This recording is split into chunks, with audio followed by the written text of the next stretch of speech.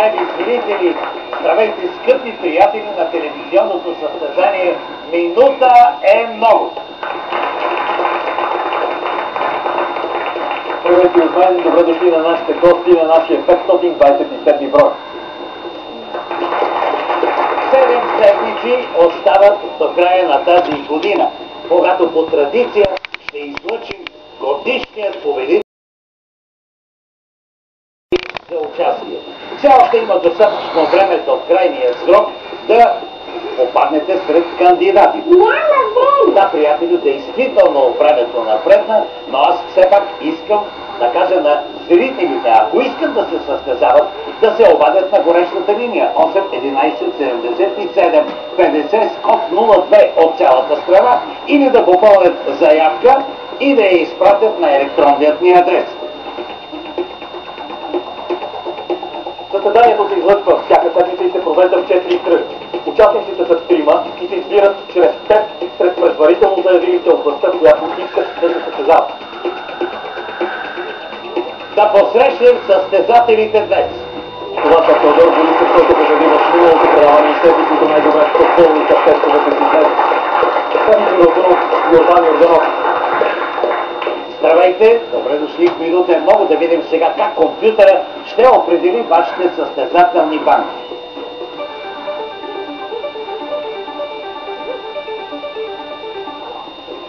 На първа банка Станимир Узунов.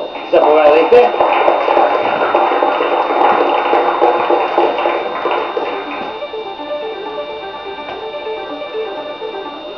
Теодор Борисов на втора и Йордан Йорданов на трета.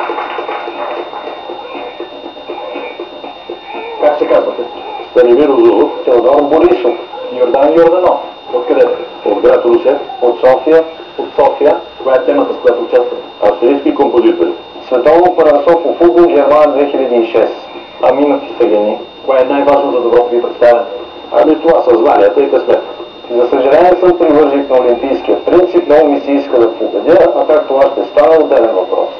И главно шанса и късмет.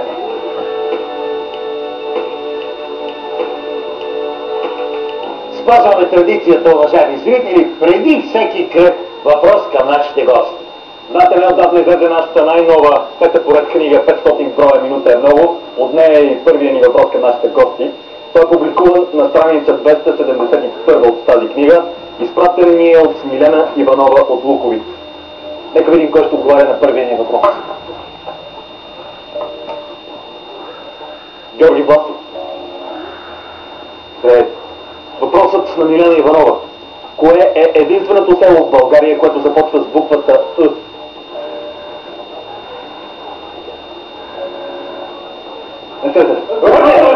Ъглен е верният отговор. Верно.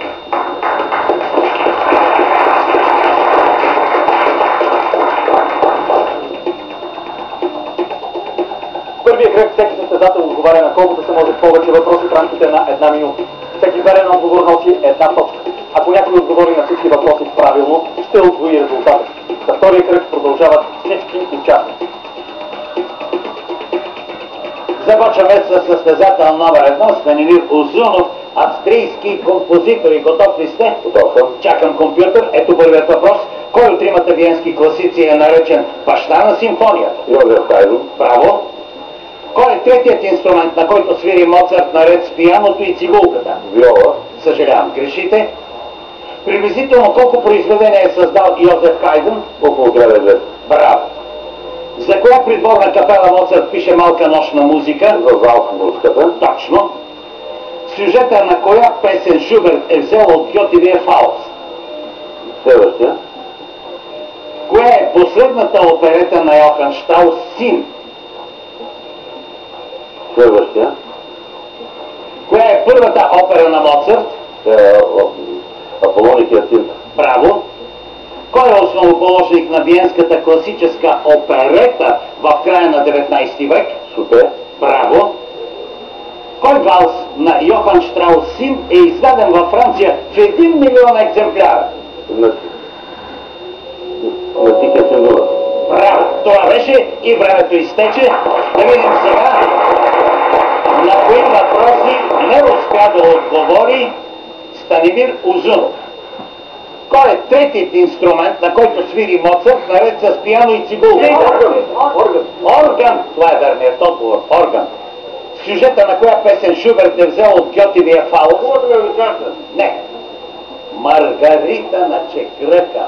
Коя е последната оперета на Йохан Штраус син? Не. Виенска кръв. Това бяха въпросите, на които Станимир Узунов не успя да отговори. Сега продължаваме с Теодор Борисов. Но аз преди това искам да ви информирам, уважаеми зрители, че Теодор Борисов има вече една победа. Знаете, трикратният победител получава и голямата награда на телевизионното състезание "Минута е много". Теодор Борисов се състезава в област световно първенство по футбол. Ето, появи се първият въпрос. На колко световни футболни първенства е отбелязвал гол Дейвид Бекъм? 3. Правилно. Кой бразилски футболист е обявен за най-голямо разочарование на Германия 2006? Роналдиньо. Правилно. С 3 гола в Германия Роналдо стана номер 1 между голмайсторите за всички времена. Колко гола общо? 15. Право. Кой английски футболист пропусна решителната дуспа в матча с Португалия? Джейми Карагър. Точно. В коя среща на първенството Оливър Кан бе титуляр? Финал за трето и четвърто място с Португалия. Правилно. Италия победи Австралия с 1-0 след дуспа в последните секунди. Кой беше спънатия футболист? Фабио Гросо. Точно. Кой бе тренер на украинският национален отбор? Олег Блохин. Правилно отговорихте. В кой клуб играе аржентинският национал Рикелме? Хуан Роман Рикелме последния сезон се състезава за отбора на Вилиарреал, Испания. Ръкоплескайте и времето изтече. Точно така. Уважаеми зрители, тези аплодисменти никак не са случайни. Това е защото Теодор Борисов успя да отговори на всички въпроси правилно и неговият резултат се удвоява. Това не е прецедент в нашето предаване. Продължаваме сега с Йордан Йорданов, аминокиселини. Ето първият въпрос. Коя е най-простата аминокиселина? Глицин. Право. С коя аминокиселина се обезврежда в организма токсичният амоняк? Глутамин. Точно. От колко вида аминокиселини са изградени белтъците? От 20 вида. Право. Какво съдържа незаменимата аминокиселина метиотин? Сяра. Браво! Коя аминокиселина се съдържа в хемоглобина? Следващия. В кои медикаменти присъства аминокиселината орнитин?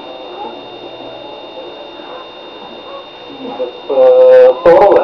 Не, грешите. Какви разтвори образуват разтворимите във вода аминокиселини от белтъците?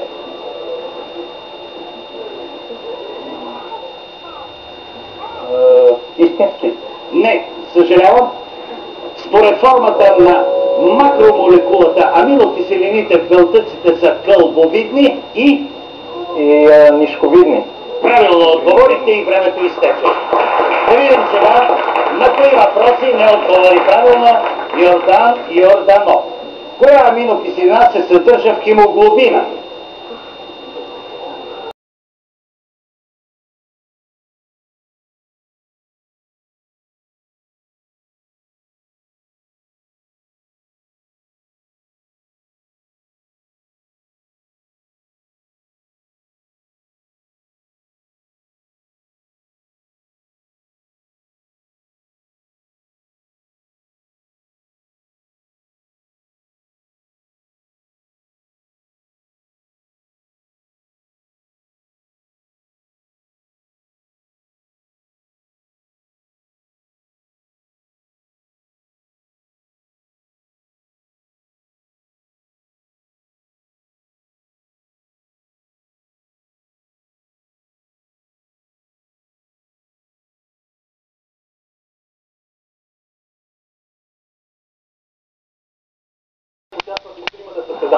Всеки отговаря на колкото се може повече въпроси в рамките на една минута. Всеки верен отговор носи 5 точки. Ако някой отговори на всички въпроси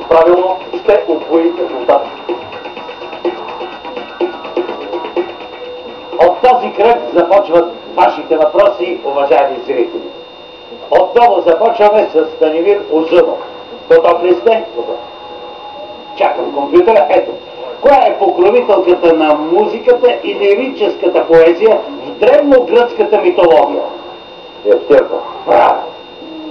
Как се нарича в музиката бързото живо темпо? Алегро. Браво! В коя държава специализира Христина Ангелакова? В Италия. Браво! Как се нарича високият детски глас? Дискант. Точно! На кой оперен педагог са ученици Георов, Кюзерев и Узунов? На Бениамин Джилев. О, грешите!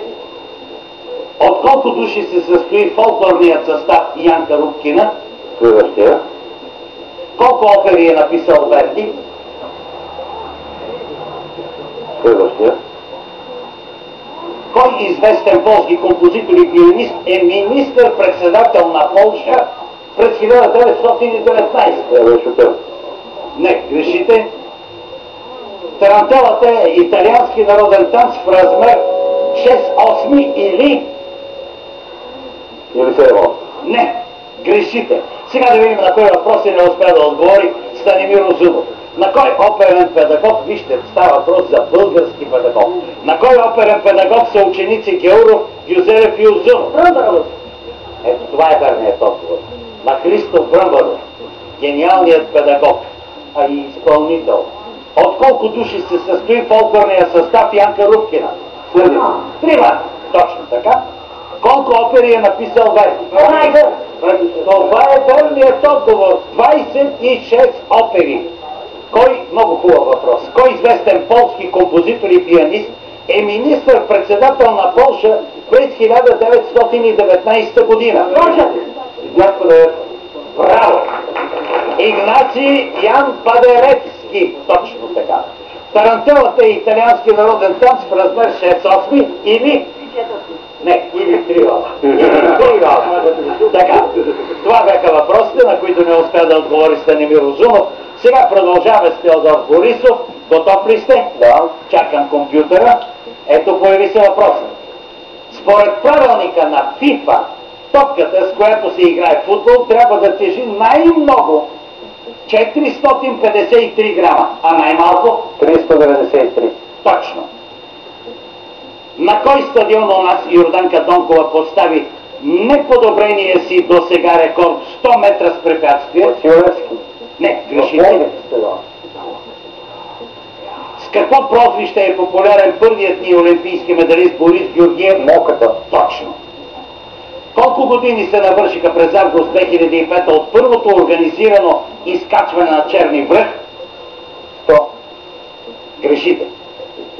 На каква възраст Дино Дзов става световен шампион по футбол с отбора на Италия? 42 години. Съжалявам, не мога да приема отговора, грешен е.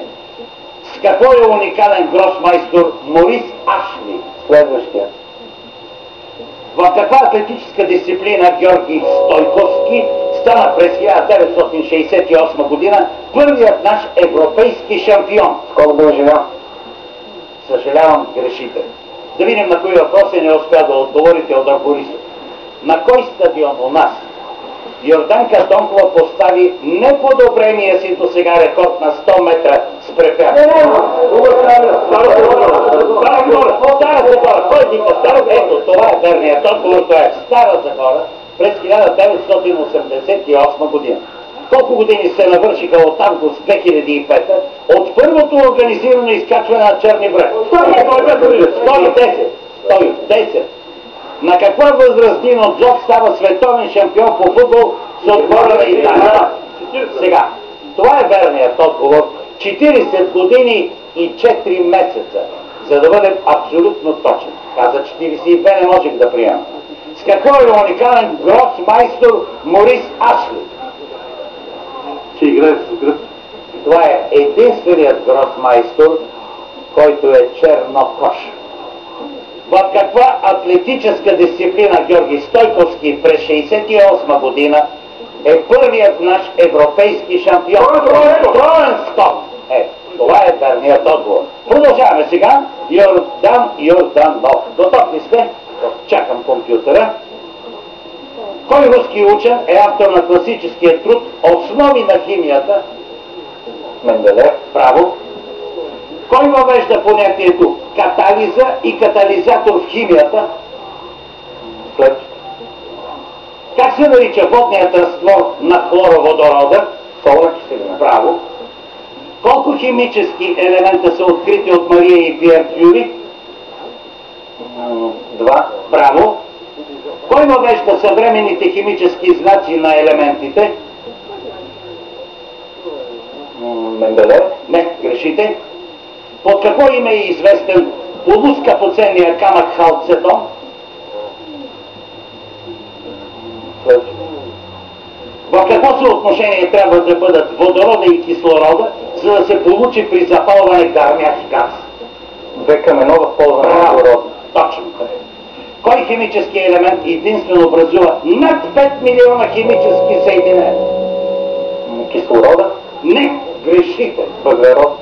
Съжалявам, времето изтече. Искрено съжалявам. Така. Ето въпросите, на които не успя да отговори Йордан Йорданов. Кой въвежда понятието катализа и катализатор? Берцелиус. Кой въвежда съвременните химически знаци на елементите? Берцелиус отново в 1814 година. Под какво име е известен полускъпоценния камък халцедон? Един от най-популярните полускъпоценни.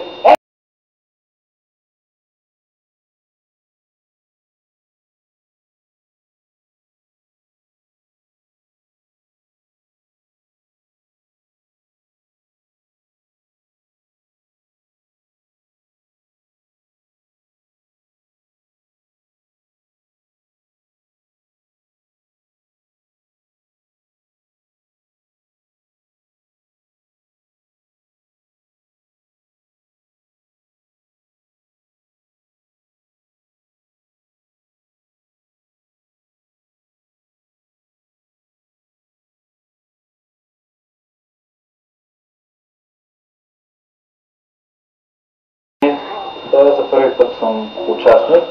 Бил съм един път в публиката в това студио. Защо решихте да участвате в миналата минало? Това беше едно предизвикателство, за да изпробвам своите познания. С какво се занимавате? Студент съм по стоматология, 3-та година. Желая ви успех тук и извън студиото. Надявам се пак да се виждаме.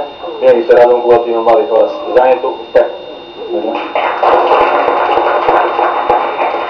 Ще наградим и на активните от тази гости в студиото след втория кръг. Гледайте. Гледайте.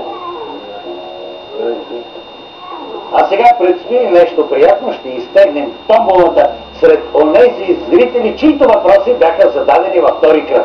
Един от вас, уважаеми зрители, ще получи 100 евро за свой въпрос в миналия ни брой. Това беше Дарина Будакова от Пловдив. Чакам компютъра.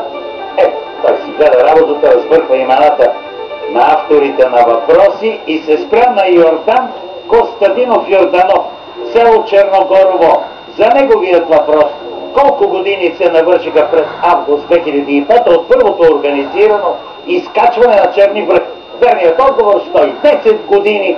Организирал го е Алеко Константинов, незабравимият български писател.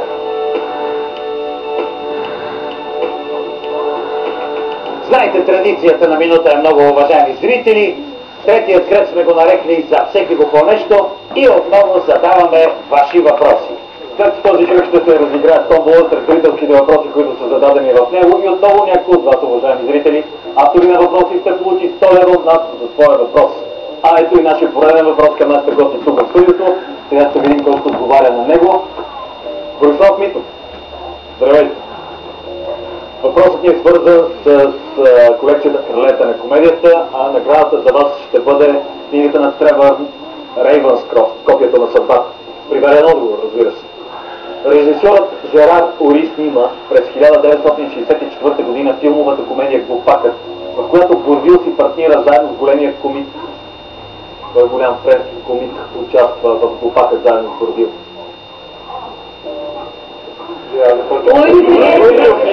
Луи Финес, съжалявам. Колективен отговор, тази прекрасна книга ще остане за някой от нашите състезатели. третия кръг на тримата състезателите задават по 3 въпроса. Време за мислене и отговор 20 секунди. Всеки верен отговор носи 3 точки. Резултатът се удвоява при вярното отговаряне на всички въпроси. Резултатът от този кръг ще определи финалиста. Зрителите, чието въпроси са изтеглени в този кръг и на които от нашите състезатели не успеят да отговорят, ще получат от нас по 100 лева. Сега компютърът ще разбърка въпросите и ще видим кой въпрос на кой състезател ще се падне. Чакам. Компютърът разбърква имената на авторите на въпроси. Спря се на Любка Кирилова Стоянова от София. Когато открих, че може да се участва във вашето предаване и по този начин, бях много радостна и веднага започнах да търся подходящи, интересни въпроси за вашето предаване. Ето някои от тях. Благодарим ви, госпожа Стоянова. Ето първият ваш въпрос, който ви попадна. С коя държава свързват понятието жирондисти? С Франция. Ръкопляскайте, правилно отговорите. Правилно. Сега ще отговаря Теодор Борисов. Чакам компютъра.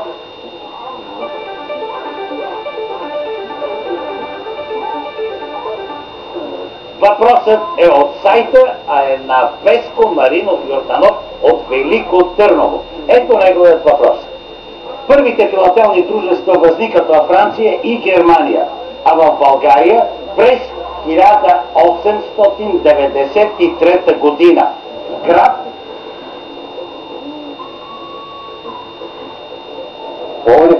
Браво! Правилно отговорихте. Пловдив. Така.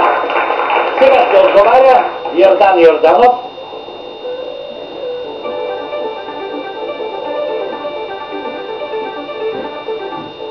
Въпрос на Христо Ванев Христов от Севлиево.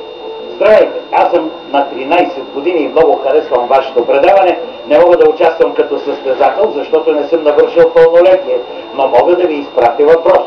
Ето по въпроса, но преди въпроса аз искам да ви кажа да се обърна към Христо Христов от Севлиево. Той е на 13 години и по-малки състезатели на по-малка възраст са участвали при нас.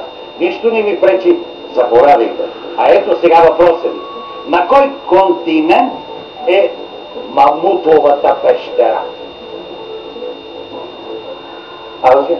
Не, Северна Америка, Северна Америка. Втори въпрос към Станимир Озунов. Чакам компютъра.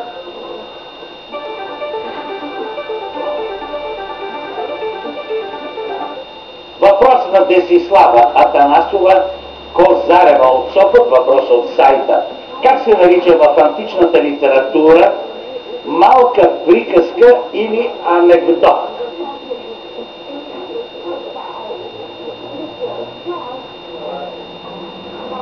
Притча.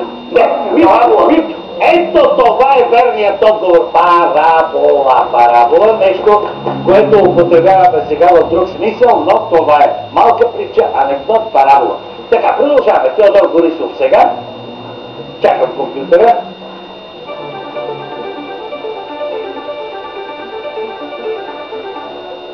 Минка Станкова Ганева от Кърджали. Здравейте, приятели, от минута е много. Години наред очаквам с нетърпение всяко ваше предаване.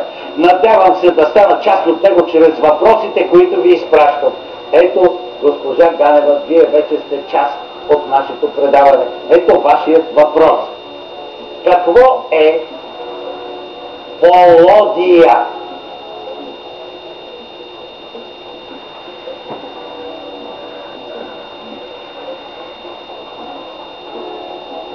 Многогласие. Не. Полодия. Не. Траекторията на движението на земния полюс по земната повърхност. Един твърде труден въпрос. Продължаваме сега. Йордан Йорданов.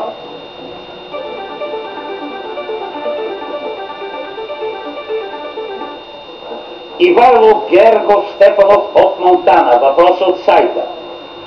Как е наречен първият апарат за записване и възпроизвеждане на звук?